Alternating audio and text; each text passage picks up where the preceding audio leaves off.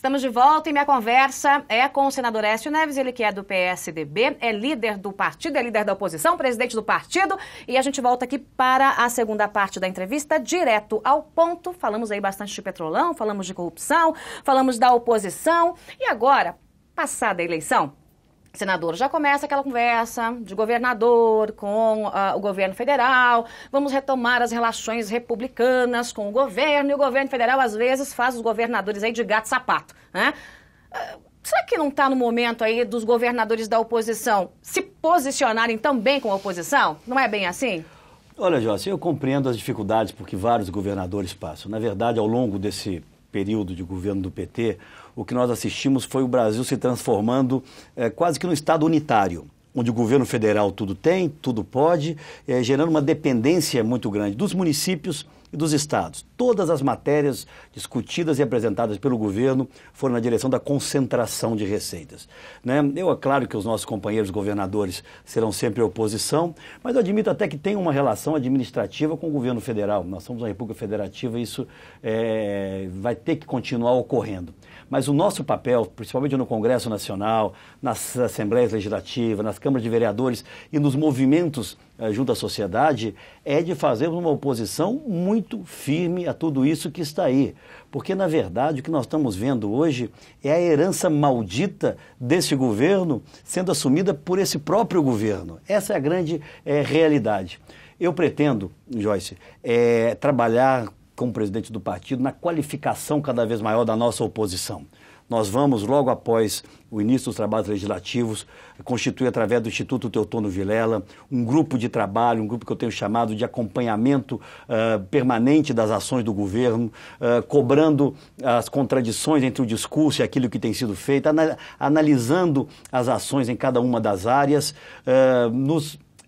posicionando, por exemplo, contra aumento de carga tributária já ensaiada por esse governo, seja com a CID, seja com o retorno da CPMF, contra a supressão de determinados direitos trabalhistas. Então, o governo do PT pode esperar, porque vai enfrentar uma oposição, que jamais será uma oposição ao Brasil, mas será uma oposição clara ao desgoverno que eles implantaram no Brasil ao longo de todos esses últimos anos. Uma oposição firme, corajosa e, repito o que disse inicialmente, pela primeira vez, conectada com o sentimento amplo da sociedade brasileira, que para mim é crescente. Eu acho que esse sentimento de indignação, de cansaço em relação a tudo que está aí, ele não diminuiu depois da eleição, ele aumenta. Agora, senador, olho no olho. O senhor, quando governador, não acha que tratou bem demais o Lula, não? Olhando para a história e por que aconteceu nessa eleição?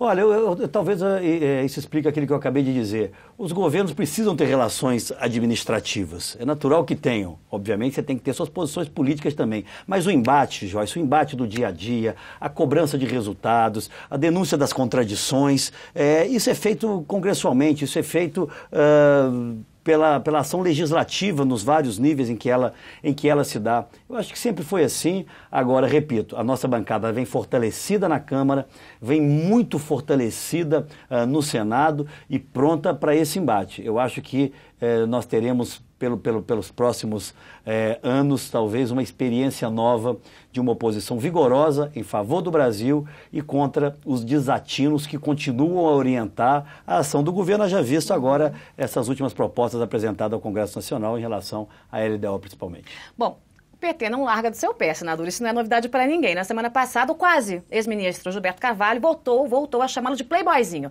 Tinha medo que aquele playboyzinho ganhasse a eleição naquele tom pejorativo. O senhor deu uma resposta à altura. Quer dizer, o que o senhor tem a dizer com esse tipo de tratamento? É uma coisa... Olha, em primeiro lugar, Jorge, eu tenho que dizer que ele tem muitas razões, ou teria muitas razões para ter medo realmente da nossa vitória.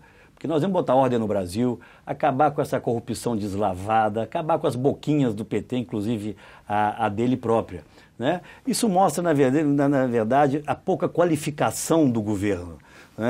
A forma de um ministro de Estado se referir ao presidente de um partido de oposição, um senador da República, certamente não é adequada. Mas poucas vezes nós vimos um ministério tão pouco qualificado como esse. além de enorme, enfim, sem qualquer justificativa. Eu duvido que a presidente se lembre dos nomes dos 39 ministros. Certamente não se lembrará. Mas agora, exatamente, esse gigantismo do Estado serve a quê? A manutenção da sua base de apoio. Mais uma vez, porque numa eleição, sobretudo numa eleição difícil como essa que a presidente viveu, esperava-se, e acho até que setores ligados a ela, de que ela viesse com uma nova linguagem, com uma nova postura. Não é o nosso caso, mas que não acreditamos muito na sinceridade de algumas das suas posições. Mas eu acho que até segmentos que a apoiaram acreditavam que ela ia começar de forma diferente, com um governo mais qualificado. Nada. O que nós estamos assistindo é o mesmo toma lá da cá, é a mesma distribuição de espaços em troca de votos, e com essa sinalização vergonhosa que nós assistimos agora, num decreto oficial, pela primeira vez, acho que na história do Brasil, a presidente da República determina o quanto vale o voto da sua base no Congresso Nacional. E o mais surpreendente, não há reação. Não há reação dessa própria base. Aceita votar nessas condições. Isso é triste, isso não enobrece o Congresso Nacional, e nós da oposição, mesmo de forma minoritária na Câmara e no Senado, vamos estar reagindo a esse nível extremamente baixo das relações que o Executivo impõe ao Congresso Nacional, e esperamos que não imponha no futuro. Mas aí vem uma reedição desse toma lá da cá num outro projeto, que é o do orçamento impositivo, né? A gente sabe o quanto o governo usa as emendas parlamentares, o contingenciamento, justamente para pressionar o Congresso. Ó, eu seguro o dinheirinho aqui, só vou te dar se você fizer o que eu quero. Claro que o sonho dos parlamentares é que o projeto do orçamento impositivo vire, de fato, uma emenda à Constituição e acabou. Mas lá no meio tem aquele remendo da saúde, né? Olha, 15% da renda líquida, presta atenção na palavra líquida, para a saúde em 5 anos. Havia o outro projeto, 10% do que a União arrecada bruto, né? Noves fora, vai ter uma queda no dinheiro para a saúde. 35, 36 bi em 5 anos. Isso é o discurso perfeito para dizer, olha, tá no orçamento impositivo, não posso fazer nada porque é uma proposta de emenda à Constituição, então tem que voltar a CPMF. Como é que se desata um nó desse? Porque é entre a cruz e a espada, né? É um nó realmente. Eu sempre fui um pouco cauteloso em relação à questão do orçamento impositivo, Joyce, né? Eu acho que é legítimo que se o governo, na verdade, tivesse uma relação republicana com o Congresso Nacional, atendendo de forma minimamente isonômica o parlamento, em indicações direcionadas para prioridades estabelecidas pelo governo, talvez não houvesse a necessidade sequer do orçamento impositivo. Mas a nossa posição tem sido essa, de não permitir que haja diminuição dos recursos da saúde. Golpe, né, senador? É um golpe. Tanto que nós apoiamos na campanha de forma muito clara, explícita, o projeto de Saúde Mais 10, que aumentava anualmente os recursos para a saúde pública. Esse é um outro embate duro que nós vamos ter, mas concordo com você. O governo utiliza isso de forma absolutamente desonesta. Agora vamos falar aqui da história recente. O que aconteceu em Minas, senador? Fala pra mim. A gente tem 2016, logo depois do resultado da eleição, eu me lembro que eu fiz uma coluna aqui, um vídeo, que tinha o seguinte título: o novo desafio de Aécio Neves permanece em Minas em 2016. Quer ganhar as prefeituras, né? Quer ter essa parceria com os prefeitos, quer chegar nos municípios, quer conseguir essa ramificação toda. O que aconteceu lá? O senhor estava muito confiante? Foi isso? Olha, depois da obra feita, né, os engenheiros todos aparecem, né? Realmente nós tínhamos expectativa de ter um resultado melhor do que nós tivemos. O fato do nosso candidato a governador não ter ido para o segundo turno e, obviamente, o PT ter vencido as eleições no primeiro turno gerou uma certa passividade em aliados nossos, sobretudo nos pequenos municípios do estado. Minas, como você sabe, tem 853 municípios. É o segundo estado em número de Bolsas Famílias, dentre todos os estados brasileiros. Obviamente, isso também teve um impacto, mas talvez houve um diagnóstico equivocado nosso, que achávamos que o simples fato da nossa campanha estar avançando em outras regiões do Brasil, de alguma forma, levaria também os resultados em Minas Gerais. Você esperava um efeito como foi Aécio com Anastasia? Esse mesmo efeito? Mas é do jogo político. Nós temos que receber isso com muita humildade, né? Eu fui governador por 2 mandatos, né? Saí com uma aprovação, né, estratosférica. Eu tenho noção clara dos avanços que nós introduzimos em Minas Gerais. Temos hoje a melhor educação fundamental do Brasil, temos a melhor saúde da região Sudeste. Elegemos, quando eu era governador, né, o nosso sucessor também em primeiro turno, e perdemos essa eleição. Nós temos que aproveitar essa derrota. A derrota, às vezes, ela é mais pedagógica até do que a vitória, para tentarmos compreender o que ocorreu. E essa semana tivemos várias reuniões em Minas Gerais com a nossa base de apoio, que continua em Minas também muito vigorosa na oposição. Vamos agora fazer uma oposição que eu acredito daqui a alguns meses já vai permitir que o mineiro faça uma reflexão em relação ao que foi o nosso governo e o que eventualmente será um governo do PT. Mas hoje o senhor lançaria a Pimenta da Veiga? Olha, eu tenho muito respeito pelo Pimenta, é um nome extremamente qualificado, enfim, lutou como pôde usar. Eu não vou transferir essa responsabilidade. Eu acho que a responsabilidade pela derrota em Minas é minha. Lutei como pude e vamos buscar uma renovação maior do partido para enfrentar as eleições municipais, em especial na capital. E aí que eu queria chegar, né? O senhor disse, bom, a gente aprende na derrota. Ninguém aprende a levantar-se e não cair, né? É desde criança, não é assim? Como é que vai fazer, então, para chegando em 2016? Quer dizer, o senhor já está conversando com esses prefeitos, conhece pessoalmente a maioria? Que trabalho o senhor está fazendo? Olha, eu acho que em 2016 nós vamos ter com muita clareza a radiografia daquilo que muitos já chamam de um grande estelionato eleitoral, né? E eu acho que isso fortalecerá o nosso discurso, tanto no plano nacional quanto em Minas Gerais, porque não havia até aqui um parâmetro de comparação entre as nossas administrações e as do PT. Houve sim um processo grave de desconstrução, de terrorismo nas regiões mais pobres do Estado em relação aos benefícios, a utilização criminosa de empresas como a Empresa Brasileira de Correios e Telégrafos, que não distribuía o nosso material, distribuía o material dos nossos adversários, mas nós vamos estar preparados, acredito eu, para vencer nas principais cidades do Estado. Em Belo Horizonte eu tive uma belíssima vitória. Em Belo Horizonte nós tivemos quase o dobro, e na região metropolitana também, dos votos da nossa adversária. Mas eu digo mais uma vez, Joyce, eu recebo com muita humildade esse resultado e vamos encontrar forças para reagir e resgatar não apenas a imagem, mas a história do que nós fizemos em Minas Gerais. Minas se transformou em benchmark, em referência de administração pública moderna, não apenas para o Brasil, para fora do Brasil. Até hoje o Banco Mundial retrata o nosso modelo de Estado para resultados, onde há avaliação de desempenho de todos os servidores públicos que são remunerados a partir das metas alcançadas.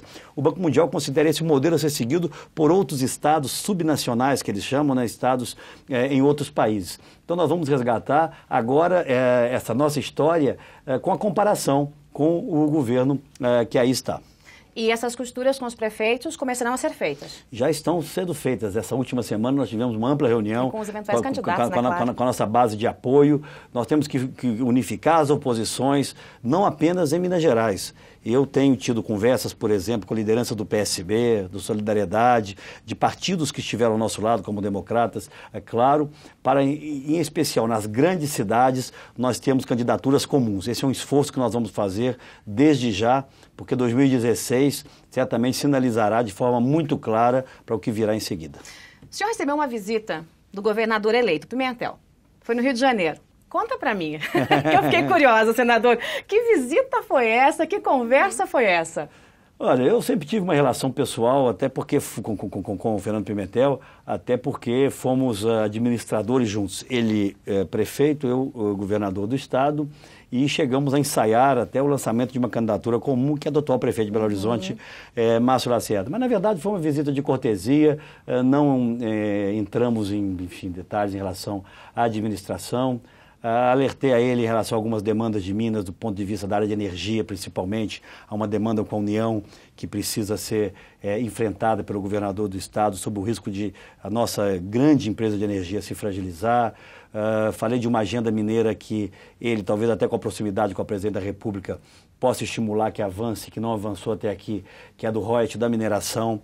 Minas é um estado hoje muito dependente da mineração e os royalties recebidos pelo estado são ínfimos, são praticamente irrisórios, mas foi uma conversa civilizada, de uma boa convivência, mas sem esquecermos, tanto ele quanto eu, que somos adversários políticos. O senhor faz diferença entre o voto anti-PT e o voto aecista? Dá para a gente diferenciar esse eleitor ou não? Olha, eu acho que nessa última eleição, obviamente, eu acabei tendo uma parcela expressiva dos votos dos que rejeitavam o PT.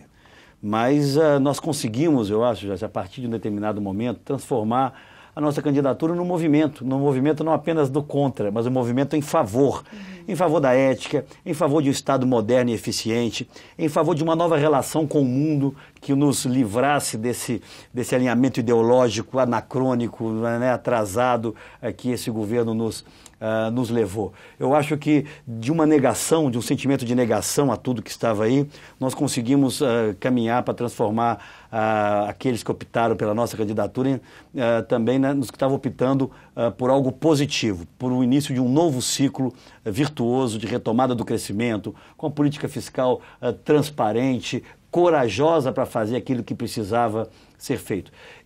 A Marina costumava dizer na campanha, Joyce, né, que você, às vezes, vence perdendo, que acredito ter sido o caso da presidente, e perde vencendo. Obviamente, claro que nós queríamos ter ganho a eleição, acho que nós estaríamos dando ao Brasil uma possibilidade de iniciar um novo ciclo de desenvolvimento, de melhoria da qualidade da educação, dos serviços públicos, mas eu percebo por onde eu ando hoje que, do ponto de vista político, nós não perdemos, exatamente porque nós conseguimos despertar essa parcela da população brasileira que acompanha com muita intensidade o que vem acontecendo hoje nas disputas políticas. Isso não ocorria antes dessa eleição. Joaquim Levy, para a Fazenda, foi uma boa escolha?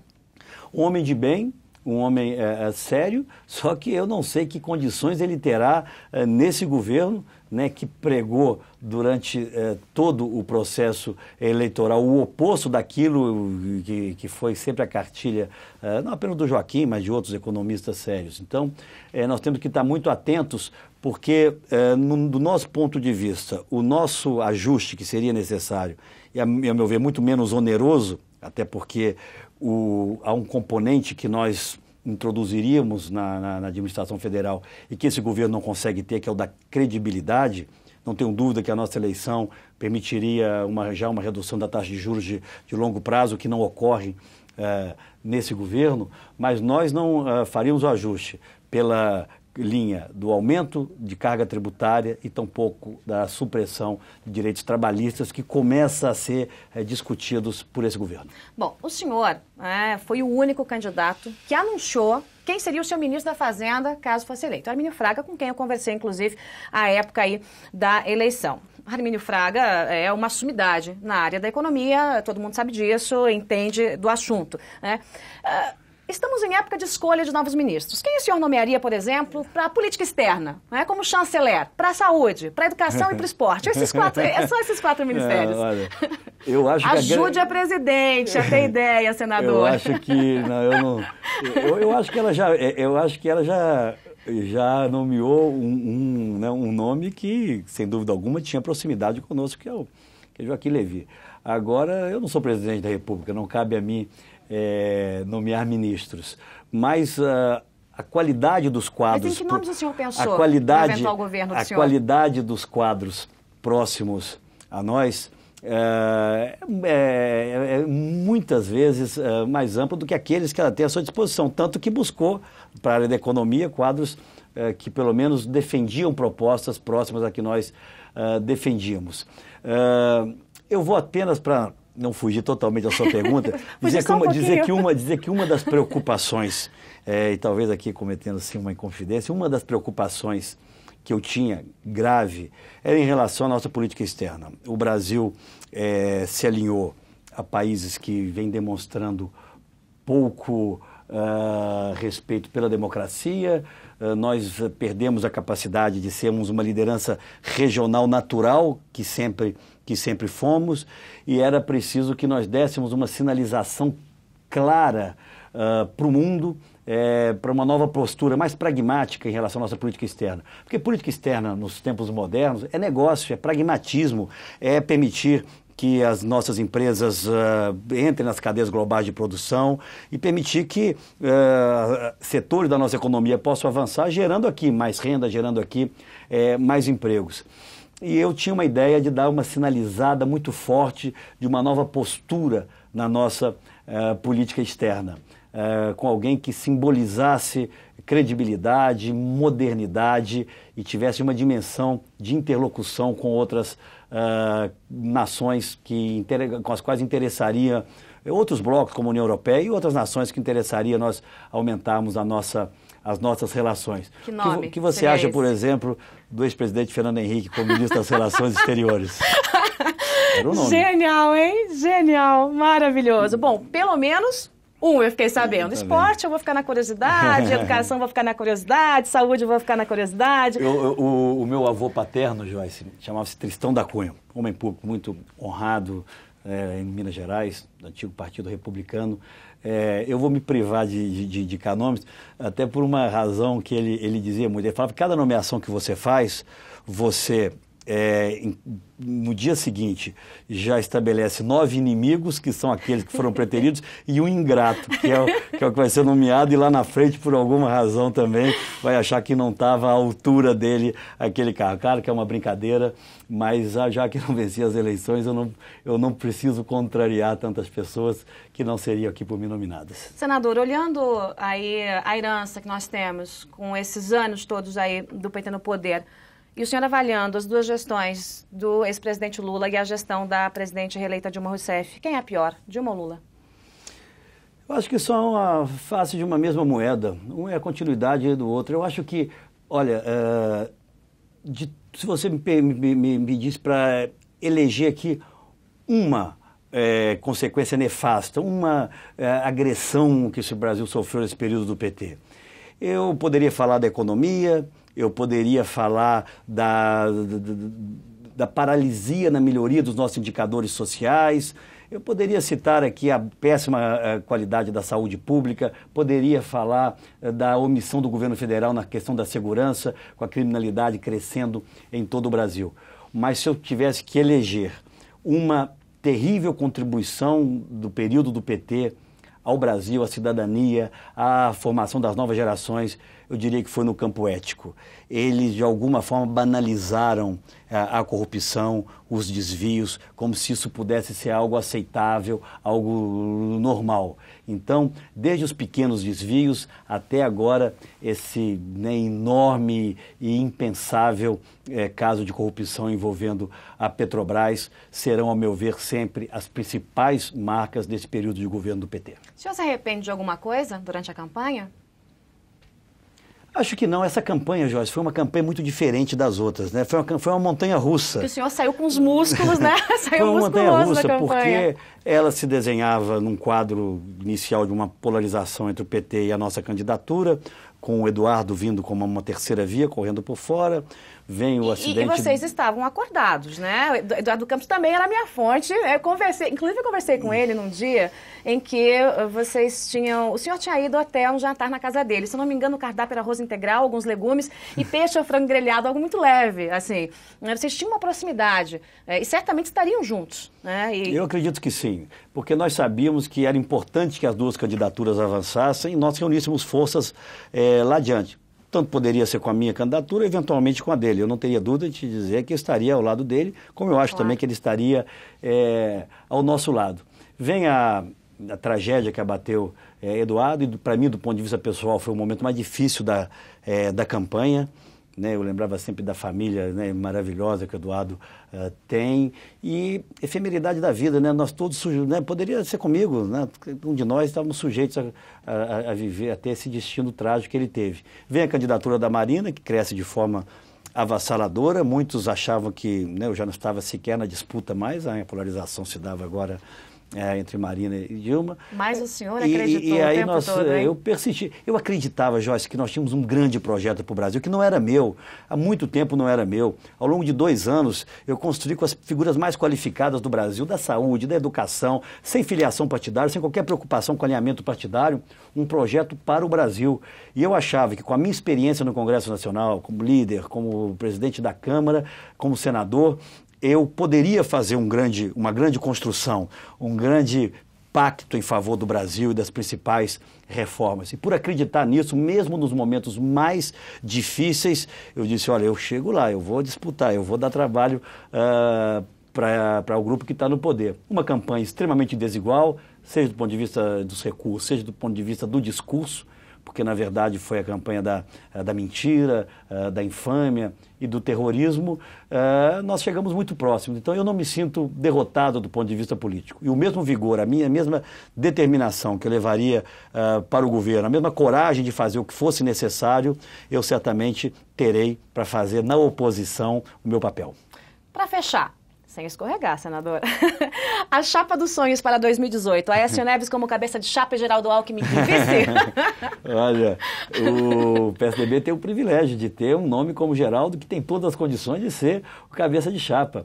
E como outros nomes do partido. Nós não vamos antecipar as coisas. Eu sou lá de Minas Gerais, você sabe que a gente não bota o carro na frente dos bois, senão você não vai a lugar algum. E eu não tenho, já se acredite nisso, a necessidade de ser candidato novamente. O candidato do PSDB ou das forças da oposição terá que ser aquele que tem as melhores condições de vitória, aquele que esteja no momento das eleições mais sintonizado com esse sentimento de indignação que vai crescer. Não vai diminuir daqui até 2018, eu tenho plena convicção em relação a isso. Vamos fazer o que nós devemos fazer numa democracia, e isso foi dito por muitos, né?